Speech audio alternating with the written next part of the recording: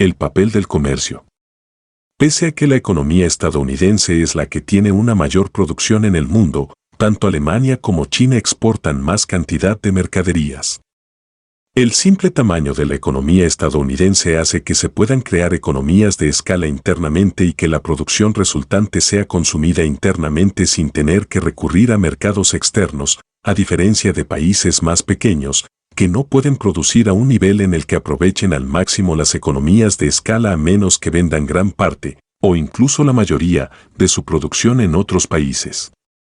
Los estadounidenses no han tenido que preocuparse por el comercio internacional de la misma manera que otros países, como el Reino Unido o los Países Bajos, cuyas economías han dependido de este tipo de comercio durante siglos.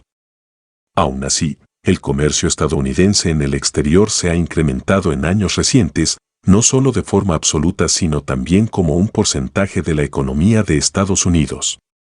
La relación entre el comercio internacional total del país, combinando exportaciones e importaciones, y la producción total de la economía estadounidense era solo del 8% en 1950, pero para el año 2000 era del 26%. Además, incluso en el pasado, la modesta participación de las transacciones económicas internacionales en la economía estadounidense tuvo un impacto importante en la transformación de Estados Unidos de una nación predominantemente agrícola a una importante potencia industrial. Además de las grandes inversiones que sirvieron para la creación de los principales ferrocarriles estadounidenses a finales del siglo XIX, como se observó en el capítulo 21, incluso antes, en la década de 1820 y en la de 1830, los compradores de bonos en el extranjero financiaron la construcción de canales, servicios urbanos básicos y la creación de bancos en Estados Unidos. Más adelante, en el periodo posterior a la Guerra Civil, las inversiones extranjeras financiaron el 15% de toda la formación de capital neta en Estados Unidos entre 1869 y 1875. En resumen, pese a que el comercio internacional y las transacciones financieras internacionales no han desempeñado un papel tan grande o tan visible en la economía de Estados Unidos como en las economías de otros países, ese papel no ha sido, de ninguna manera, insignificante. El comercio internacional es básicamente una extensión más amplia de la división y la especialización de funciones que son parte fundamental de toda economía moderna. Hubo un tiempo, no hace muchos siglos, en el que las familias de agricultores se proveían a sí mismas comida, hogar e incluso vestimentas que ellos mismos hacían en casa con sus propias manos. Plantaban sus propias frutas y vegetales, criaban su propio ganado para tener carne, ordeñaban sus propias vacas e incluso hacían su propio queso. Las ropas tejidas en el hogar eran comunes en la frontera del oeste estadounidense.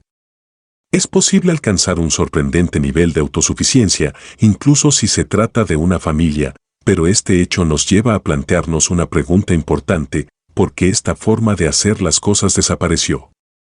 ¿Por qué las personas comenzaron a comprar todos estos productos que fabricaban otras personas que se habían especializado en ello? Por supuesto, la respuesta es que estos especialistas podían producir mejores productos a costes más bajos. Sin embargo, si las granjas familiares permanecían aisladas, es decir, solo podían recibir productos especializados con altos costes de transporte adicionales, tenía sentido llevar un estilo de vida autosuficiente.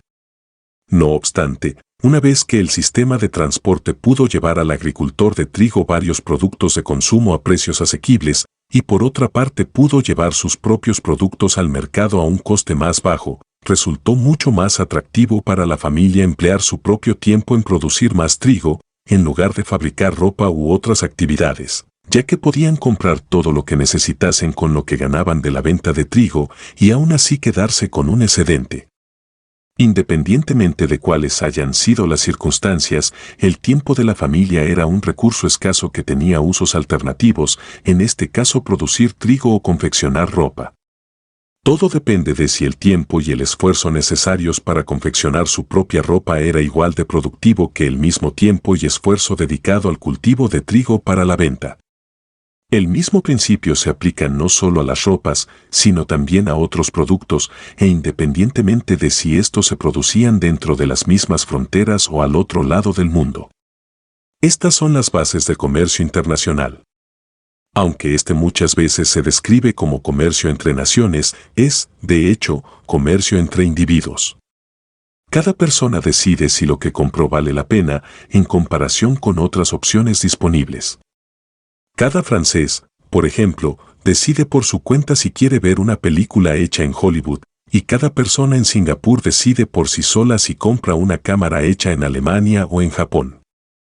El comercio internacional no es una competencia de suma cero entre naciones, sino una amplia variedad de transacciones voluntarias entre individuos que viven en diferentes países, quienes deben salir ganando para que estas transacciones continúen. El comercio internacional es simplemente una manera más de obtener mayor rendimiento de recursos escasos que tienen usos alternativos. Así como restricciones al comercio como los aranceles Smoot-Hawley de la década de 1930 hicieron daño a una economía estadounidense que ya se encontraba en apuros durante la Gran Depresión. El Tratado de Libre Comercio de Norteamérica de 1993 ayudó a incrementar la prosperidad en la década de 1990 al crear más empleos y reducir el desempleo a niveles históricos, pese a las quejas de los proteccionistas que decían que el tratado llevaría a un masivo éxodo de empleos desde Estados Unidos a otros países con salarios más bajos. El crecimiento del comercio internacional y de las finanzas internacionales a lo largo de los años es una señal de los beneficios que produce. Este crecimiento es cedido, por lo general, al de las economías de las naciones involucradas, lo que ha provocado que las transacciones internacionales se hayan convertido en proporción la actividad de más envergadura en cuanto a transacciones en todo el mundo. Los países del tercer mundo y los del exbloque comunista que en algún momento restringieron fuertemente sus transacciones económicas internacionales han comenzado a abrir cada vez más sus economías al comercio internacional. El término globalización se ha empleado para describir este proceso de expansión del comercio internacional y de las inversiones, pese a que hay países y empresas en particular que ya hace mucho tiempo que han estado involucrados en actividades económicas globales. Por ejemplo, los británicos construyeron los primeros ferrocarriles de muchos países, desde la India hasta Argentina y desde Australia a África Occidental. El principal fabricante de maquinaria agrícola en la Rusia zarista fue la empresa estadounidense International Harvester. Durante la época colonial en África Oriental, los emprendedores indios dominaban tanto la economía que sus rupias se volvieron la moneda común de la región. En resumen, globalización es un nombre nuevo para un fenómeno antiguo, pero al que se le ha proporcionado mayor importancia en años recientes. La globalización sin duda hace daño a algunos negocios e industrias y termina costándoles el empleo a algunas personas. No obstante, lo mismo sucede con otras maneras de crear mayor eficiencia en la asignación de recursos escasos que tienen usos alternativos.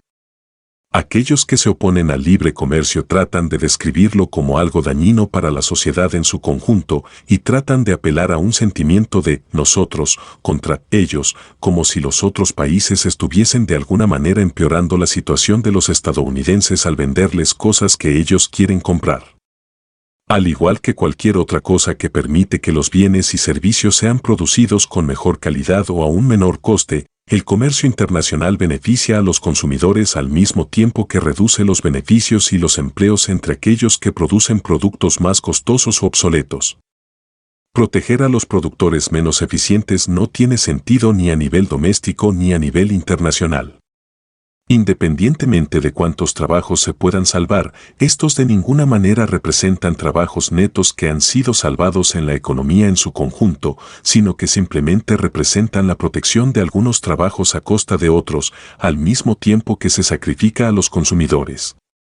Cuando algunos empleos o empresas en particular sucumben ante una competencia más eficiente, ya sea doméstica o internacional, los recursos que tienen usos alternativos pueden ser destinados a aquellos usos alternativos, y de esta manera incrementan la producción nacional.